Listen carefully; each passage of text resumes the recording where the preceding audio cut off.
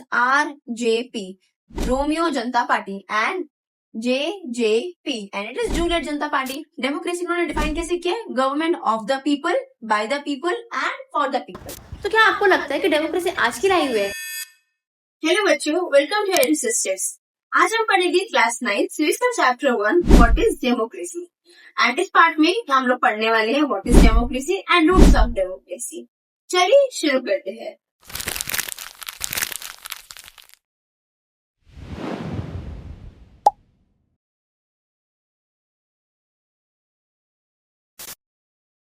Okay बेटा, तो होता डेमोक्रेसी. आप लोगों ने बचपन से डेमोक्रेसी के बारे में तो पढ़ा ही होगा कि डेमोक्रेसी होती क्या है. तो बेटा जी, डेमोक्रेसी का सिंपल सा मतलब यही होता है कि हम एक तरह के फॉर्म ऑफ गवर्नमेंट होती है जिसमें हम लोग अपनी मर्जी से कोई भी रिप्रेजेंटेटिव को चूज करते हैं और वो बाद में जाके उस वहां का लीडर बन जाता है. अब यहाँ पे अगर मैं प्रॉपर डेफिनेशन की बात करूँ, अलग अलग लोगों ने अलग अलग बातें कही है. पहले हम सिंपल सा मतलब समझते हैं. Democracy is one of the most popular form of government in the world. जैसे कि मैंने बोला, ये एक बहुत ज्यादा पॉपुलर फॉर्म ऑफ गवर्नमेंट होती है. एक ऐसा सिस्टम है जिसमें लोगों के पास पावर होती है कि वो अपने किसी भी लीडर को इलेक्ट कर सके. और लीडर को इलेक्ट कैसे करेंगे? इलेक्शंस के थ्रू. अगर मुझे किसी को भी लीडर बनाना है तो पहले हम वोटिंग प्रोसेस स्टार्ट करते हैं. उसके बाद वोटिंग प्रोसेस में जो भी पर्सन जीतेगा वही हमारा वहां का लीडर होगा. ये democracy form of government almost world में हर जगह फॉलो करी जाती है. ऑलमोस्ट, मैंने ये नहीं बोला सब जगह, मैंने बोला ऑलमोस्ट. ठीक है बच्चों, अगर हम आगे बात करें, एक फेमस पॉलिटिकल फिलोसोफर था रेनहोल्ड नेवर. आपको मैंने यहाँ की फोटो भी दे रखी ताकि आप लोग को आइडिया लग जाए कभी भी पर्सन है कौन.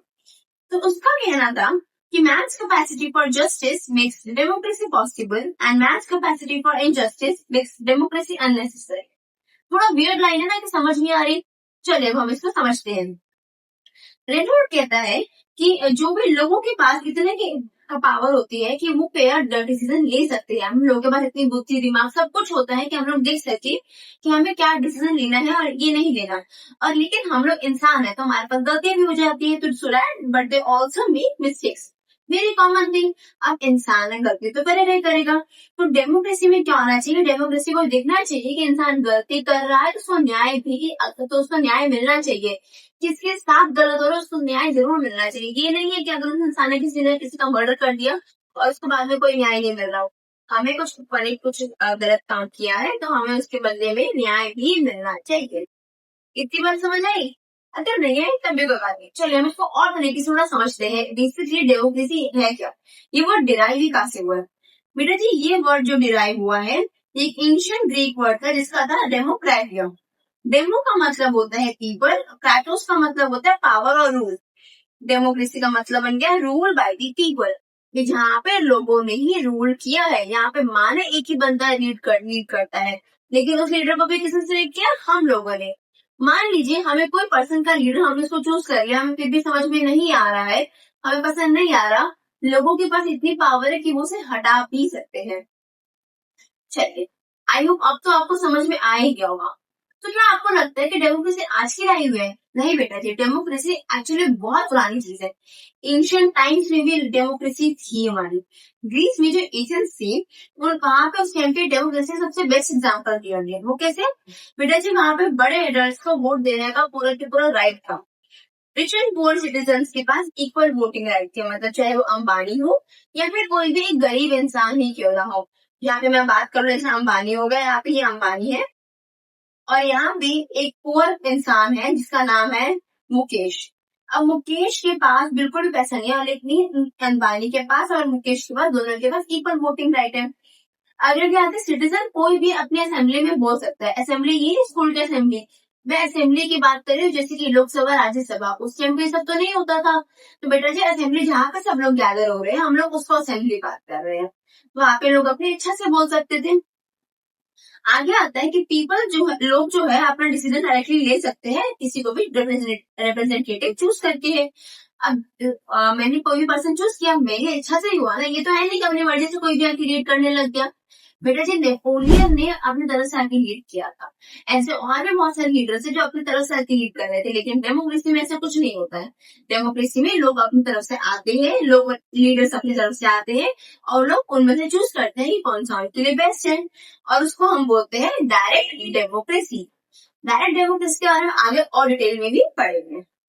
चलिए बेटा, अब एक सिंपल सी डेफिनेशन मैं आपको दोबारा बता देती हूँ, अगर आपको डेमोक्रेसी के बारे में पता लग ही गया होगा अब तक तो। एक ऐसी फॉर्म ऑफ गवर्नमेंट है जिसमें लोगों को हमने इलेक्ट किया है। अब फीचर क्या है डेमोक्रेसी के बेटा जी, अभी मैं आपको पहले थोड़ा सा टॉप पॉइंट्स छोटे छोटे समझा रही हूँ, बाद में इसका पूरा एक्सप्लेनेशन वर्जन भी आगे हम पढ़ेंगे। डेमोक्रेसी का पहला फीचर बोलता है people choose there leader through their elections. अब कोई भी इलेक्शंस के बिना नहीं खड़ा हो सकता। डेमोक्रेसी में एटलीस्ट इलेक्शंस के बिना हम कोई भी लीडर को हम चूज नहीं कर सकते हैं। इलेक्शन टाइमली हेल्ड होते रहते हैं।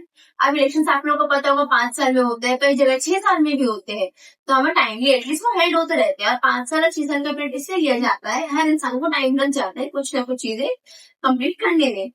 मेजोरिटी डिसाइड करती है कौन वर्क करेगा। ये तो है नहीं कि माइनॉरिटी पे डिसाइड कर लिया ओके इस वाली पार्टी को 2 वोट्स मिले चलो हम इसको जिता देते हैं, नहीं, जिस वाली पार्टी को ज्यादा वोट मिले होगी हम उसी को ही जिताएगी। सिटीजन के पास पूरा का पूरा राइट होता है वोट करने का। ये तो आपने बड़े थोड़े से फीचर्स डेमोक्रेसी के। अब इलेक्शन से क्या फीचर्स होते हैं? इलेक्शन में क्या करते हैं, वो लोगों को पूरा की पूरा अलाउ करते हैं कि आप आइए अपनी गवर्नमेंट खुद चूज करिए। तो पूरा पब्लिक का पार्टिसिपेशन की कोशिश करते हैं कि हर एक कोई भी इंसान ना छूटे, चाहे वो बड़ा हो, चाहे वो 45 ईयर्स का पर्सन हो, चाहे वो 18 ईयर्स का हो, या फिर वो 65 ईयर का पर्सन हो, हर पर्सन आपको आके वोट जरूर करे ही करे। वो ये भी कोशिश करते हैं कि लीडर जो है वो अकाउंटेबल रहे लोगों के लिए। अभी अकाउंटेबल वर्ड तो न्यू आ गया, आपको पता है अकाउंटेबल का मतलब क्या होता है? काफी न्यू सा वर्ड लग रहा है ना। यहाँ मैं अकाउंट्स की बात नहीं कर रही हूँ। अकाउंटेबल का बेसिकली मतलब ये होता है कि कोई भी इंसान जिम्मेदार हो। आप लोगों के लिए इस भाषा में सिंपल सी बात ये रहेगी, अकाउंटेबल का मतलब है जिम्मेदार। इंसान क्या रहेगा? जिम्मेदार रहेगा। जो भी लीडर होगा उसकी पूरी की पूरी जिम्मेदारी रहेगी लोगों के लिए कि मैंने इस गवर्नमेंट जो भी किया वो लोगों के लिए ही किया है। इलेक्शन की वजह से हम ये भी देखते हैं कि बहुत शांतिपूर्वक ये काम सारा के सारा हो जाए। आई होप आपको यहाँ तक की बात समझ में आ रही हो। अगर आपको फिर भी कुछ समझ नहीं आ रही तो बेटा जी आप कमेंट सेक्शन में लिख सकते हैं ताकि मैं आपके लोग वहां पे रिजॉल्व कर सकूं। ओके बेटा जी, अब हम पढ़ेंगे आगे डेमोक्रेसी की डेफिनेशन जो कि हमारे फेमस प्रेसिडेंट अब्राहम लिंकन ने दे रखी है। आप लोगों ने इनके बारे में तो कितनी बार पढ़ा होगा, बचपन में डेफिनेटली पढ़ा होगा। इनकी डेफिनेशन है डेमोक्रेसी उन्होंने डिफाइन कैसे किया है? Government of the people, bye the people and for the people. Of the people का मतलब क्या होता है कि गवर्नमेंट जो है वो लोगों के लिए ही बिलोंग करती है। बाय द पीपल, लोग अपने रिप्रेजेंटेटिव को खुद चूज करते हैं। And for the people, government सारा काम जो भी करेगी सिर्फ पब्लिक की वेलफेयर के लिए ही करेगी। इजी है ना डेफिनेशन, ये वाली काफी ज्यादा। So what is democracy according to Abraham Lincoln? It is by the people, for the people and of the people. बेटा जी ये 3 वर्ड्स है एंड ये तीनों वर्ड्स बहुत बार पेपर में पूछे जा सकते हैं। नहीं भी पूछे जाए अभी किसी डेमोक्रेसी की डेफिनेशन पूछी, अगर आपको ये वाली याद नहीं रही तो आप क्या कर सकते हैं, ये वाली डेफिनेटली लिख सकते हैं अब्राहम लिंकन की। ओके चलिए, अब क्या आपको लगता है कि इलेक्शन से अकेले इनफ है डेमोक्रेसी बनाने के लिए? नहीं बेटा जी, इलेक्शन कभी भी हमारे डेमोक्रेसी के लिए इनफ नहीं होते हैं। इलेक्शन इंपॉर्टेंट होते हैं बट इनफ नहीं होते। Leader may be elected by the people but may not work for their welfare. बेटा जी हमने चूज तो कर लिया है लीडर को, क्या वो हमारे वेलफेयर के लिए काम कर रहा है? मान लीजिए हम एक हाइपोथेटिकल पार्टी बनाते रहे, it is RJP, Romeo Janata party, and JJP and it is Juliet Janata party. बेटा जी हम लोगों की हाइपोथेटिकल पार्टी है, तो क्या RJP का जो लीडर है रोमियो, क्या उसने सारा काम सही किया होगा? जरूर थोड़ी ना है काम सही किया होगा। हो सकता है उसने सारा का सारा काम सिर्फ और सिर्फ जूलियट को इम्प्रेस करने के लिए कर दिया, बट बेटा जी नहीं, इसका काम जूलियट को इम्प्रेस करना नहीं था, उसका काम था लोगों की भलाई के लिए करना, लेकिन उसने तो किया ही नहीं। अगर गवर्नमेंट ढंग से सर्व नहीं कर रही है तो उसे हम ट्रूली डेमोक्रेटिक कंट्री नहीं बोलते हैं। तो देखा जाए रोमियो जनता पार्टी में हमारी क्या ये डेमोक्रेटिक कंट्री हुई? नहीं हुई। रोमियो ने बिल्कुल भी डेमोक्रेसी नहीं रखी है। रोमियो ने डेमोक्रेसी नहीं रखी, जिससे कारण अब वो बन गई है अपने डिक्टेटरशिप में चला जा रहा है या फिर अपने सिस्टम से चल रहा है, लेकिन वो काम से रह जाता है। आई होप आपको समझ में आ रहा है इलेक्शन तो इनफ होते ही नहीं है, तो इलेक्शन साथ साथ हमें सब कुछ देखना पड़ता है कि क्या काम करना चाहिए और क्या काम नहीं करना चाहिए, लीडर को क्या करना है और क्या नहीं करना। बेटा जी अब हमने इतनी सारी बात कर ली कि क्या हो रहा है, क्या नहीं हो रहा है, लोग इलेक्शंस लड़ रहे हैं, लेकिन ये लोग है कौन? हमें पता लग रहा है कि अब तक लोग कौन है? बेटा जी, लोग होते हैं जैसे कि मैं, आप, आपके पेरेंट्स, आपके ग्रैंड पेरेंट्स, आपके टीचर्स, आपके डॉक्टर्स, कोई भी। अब ये बात ध्यान रखना कि क्या ये हमारे एंशियंट टाइम पे क्या ये सारे लोग वोट करते थे? क्या एंशियंट टाइम मम्मा को वोट करना अलाउड था? नहीं था, क्योंकि ग्रीस में और यहाँ तक कि बहुत सारी कंट्रीज में वुमेन्स को वोट करना कभी अलाउड था ही नहीं। यहाँ पे स्लेव्स को वोट करना अलाउड नहीं था, फॉरेनर्स वोट नहीं कर सकते थे। हाँ बेटा, वुमेन वोट नहीं कर रही है, स्लेव वोट नहीं कर रहे, फॉरेनर वोट नहीं कर रहे, तो ये बचा उन लोगों पे भी। तो बेटा जी, यहाँ पे हमारी आप लोगों ने बचपन से एक चीज पढ़ी, यूनिवर्सल फ्रेंचाइजी। इसमें का मतलब क्या होता है कि हर सिटीजन के पास वोट करने का अधिकार है, बस वो 18 साल से ऊपर होना चाहिए। आप लोग अभी छोटे हैं, आप लोग आई होप क्लास 9 स्टूडेंट हो गए, तो बहुत छोटे हैं, तो आप वोट नहीं कर पाएंगे, लेकिन जो भी 18 साल से ऊपर है वो वोट जरूर कर पाएगा। तो ये हमारा यूनिवर्सल एडल्ट फ्रेंचाइजी के अकॉर्डिंग, तो यहाँ पे वुमेन भी, स्लेव तो अब होते ही नहीं है, फॉरनर भी जो कि इसको रहते हो इंडिया में बहुत टाइम हो चुका है, सिटीजनशिप मिल चुकी है, वो भी वो कर सकता है। इतनी बात समझ आ गया? आई होप आप सबको आ गई होगी, नहीं आए फिर भी आप डाउट पूछ सकते हैं। चलिए बेटा, मैंने जैसे कि आपको बोला डायरेक्ट डेमोक्रेसी हम पढ़े थे। अब बेटा जी, दो तरह की डेमोक्रेसी होती है, direct democracy and indirect democracy.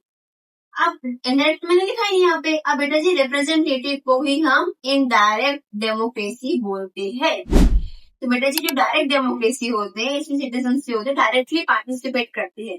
Switzerland में डायरेक्टली रेफरेंडम्स निकाले जाएंगे। रेफरेंडम का मतलब क्या होता है, किस तरह का लीगल नोटिस की कौन जो वोट किसको हमारा यहाँ पे लीडर बनना चाहिए, नहीं बनना चाहिए। तो यहाँ पे एक तरह का बैलेट बॉक्स बना दिया जाएगा, बैलेट बॉक्स होगा जिसमें लोग आएंगे, वोट डालेंगे।